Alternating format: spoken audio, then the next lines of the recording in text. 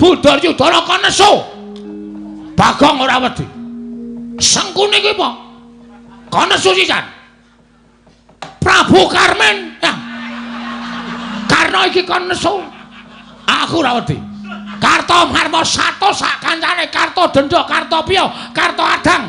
Kabeh kon nesu aku ora wedi. Bagong nek nesu ora iso ora dirasawa-sawa. Dadi aku wis niat tenan bengi iki.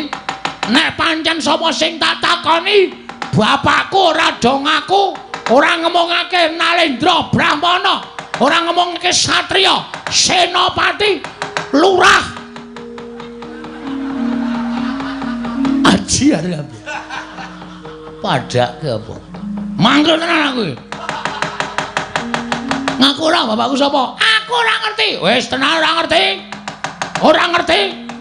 Tanteni sak rampunging pasewakan, tak adiang kowe ning jaba. Bar bali liwat ndi? Aku cecek nang ngarep gepura negara Ngastina. Durna ketok Jatasi.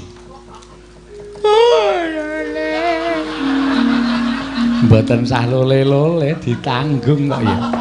Wong sampeyan iku Bagong teko ya wis ngeras suarane ora penak. Nek kira-kira sampean ora ngerti rak ya ora ngerti tenan, nek ngerti ya mang duduke. Kula mboten ngerti Dik Pati, nek mboten ngerti nggih pun.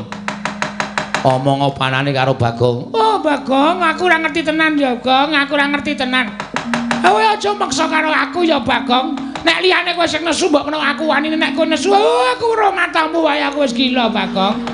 Mata kok gedene kaya ngono kuwi. Kuwi mata apa-apa? Aduh, ke abang kaya ngono kuwi kowe nek nesu mendelik kaya ngono kok matamu kaya ndok ceplokan. Muni piye kowe? Muni mripat ku ndok ceplokan. Ora muni tak tambahi brambang tak ajar.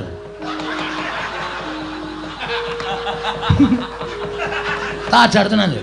Ora nyepeleke lho. Bagong nek katokan teneng abang ini berarti malam ini dari sore sampai pagi Bagong ngerol. Tenan iki aku ora baen-baen. Ayo, pokoke kowe kudu ngerti. Aku ora ngerti tenan, Pak. Ora ngerti tenan. Ora. Seret jopo.